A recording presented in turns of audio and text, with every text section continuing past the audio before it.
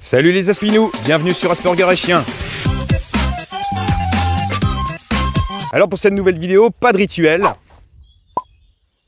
Pas de rituel parce que l'objectif a été atteint, ce qui implique évidemment la fin d'une fixation. En fait, ma chaîne YouTube a atteint les paliers nécessaires pour être éligible à la monétisation. Ça faisait quelque temps que je le sentais poindre, mais je vous cache pas que ça fait plaisir. Alors j'en profite pour vous remercier sincèrement de me soutenir et d'apposer également des commentaires sympas. Comme cette personne qui a une manière particulière de dire qu'elle est morte de rire. Oh, je me suis tellement marré que ça m'a donné l'impression d'avoir des fourmis dans le trou de balle.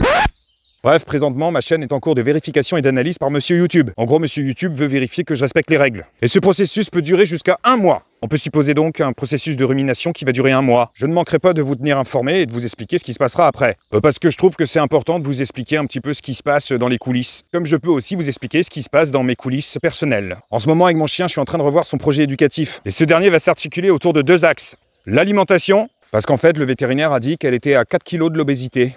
Peut-être que vous avez du mal à imaginer que mon chien puisse être obèse. En fait, c'est une fausse maigre. Et le deuxième axe concernera l'autonomie, à savoir le fait de la tenir de moins en moins en laisse. D'ailleurs, c'est ce qui se passe en ce moment même, j'ai une main de libre. Et je sais pas où elle est. J'essaye de plus en plus de partir chez moi sans laisse et de faire toute la balade sans laisse. Comme ça, elle se sent libre, elle peut faire du sport tranquille et ça la fait maigrir. C'est aussi qu'il faut que je lui fasse confiance.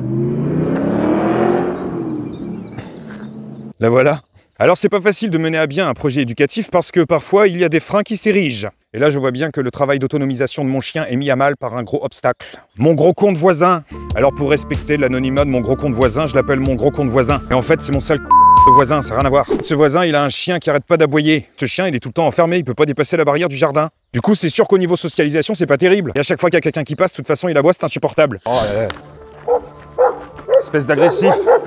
Belliqueux là. Va-t'en en guerre. Et face à ça, mon chien a pris une petite habitude, celle de systématiquement aller voir ce chien histoire de le narguer. Moi je suis libre, moi je suis libre, moi je suis libre. Ce qui évidemment ne fait que redoubler les aboiements de l'autre côté. Ça me stresse parce que si l'autre chien aboie trop, bah son maître il va débarquer. Et en général un chien est à l'image de son maître. Là je vous ai pas fait une imitation du chien, mais une imitation du maître quand il vient à ma rencontre. Vous pouvez pas attacher votre chien. Vous inquiétez pas, je m'en occupe, des fois je galère un petit peu, mais ça va le faire.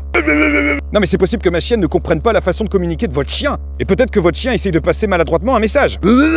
Oui, bonne soirée aussi. Bref, ce genre de moments d'interaction forcée m'apparaissent comme interminables. Et finalement, je rentre chez moi, ça me met en tension. Ah putain, qu'est-ce qu'il est con. Très souvent dans l'après-coup, je me refais le scénario et je me dis tiens, j'aurais dû dire ça. Mais t'as qu'à ramasser ton chien ou lui demander de pas aboyer. Peut-être aller le promener, t'en occuper, lui donner un peu d'affection, ça peut marcher aussi. Mais sur le moment, je reste comme un con parce que pour le coup, j'ai été un peu surpris.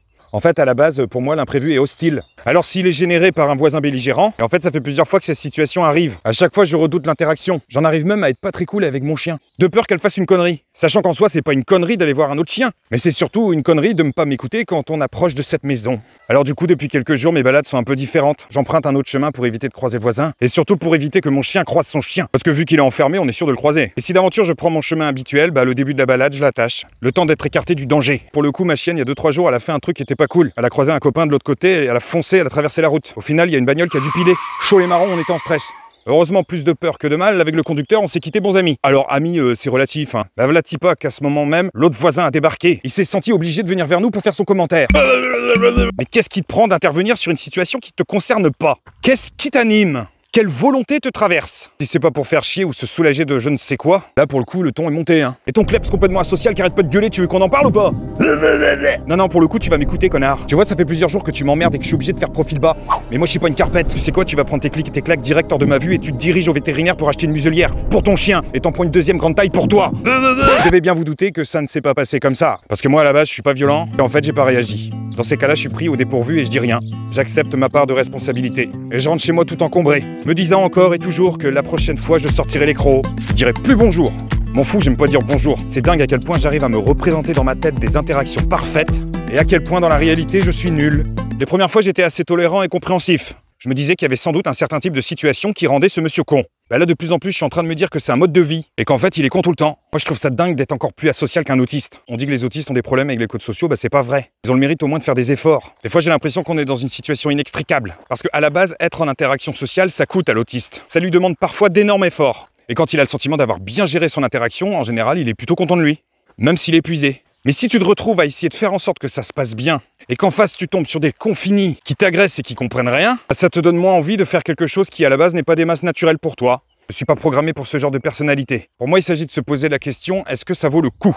Est-ce que ça vaut le coup de se confronter à ce genre de situation qui à la base pose problème? si au final ça va créer d'autres problèmes. Parce que gérer une embrouille, ça demande de l'adaptation. Bref, c'est une situation qui s'est passée en début de semaine et je suis encore en train de ruminer là-dessus. Et ça, c'est une donne importante à prendre en compte quand on interagit avec un autiste. Tes petites humeurs dont tu te déresponsabilises en me les balançant à la gueule, moi ça va me poursuivre pendant des semaines. Ça me poursuit parce que je comprends pas la logique. Alors j'essaye de rationaliser, de remettre toutes les petites cases dans les bonnes boîtes, histoire d'y percevoir un semblant de sens et de cohérence, mais j'en vois pas si ce n'est la connerie.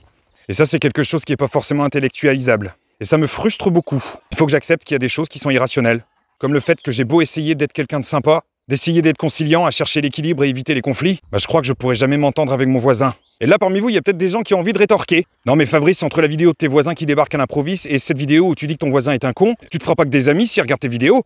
Moi je suis responsable de ce que je montre, expose et dis en vidéo, pas de ce que les gens pensent, comprennent, interprètent. Ce que je dis, c'est ce que je pense, ce que tu ressens, c'est ton problème. Et moi, ce qui me ferait marrer, c'est qu'ils finissent par voir mes vidéos. Mais genre d'ici quelques temps, une fois que YouTube aura accepté la monétisation. Parce qu'il pourra penser ce qu'il veut, je m'en fous. Mais son clic me rapportera du pognon.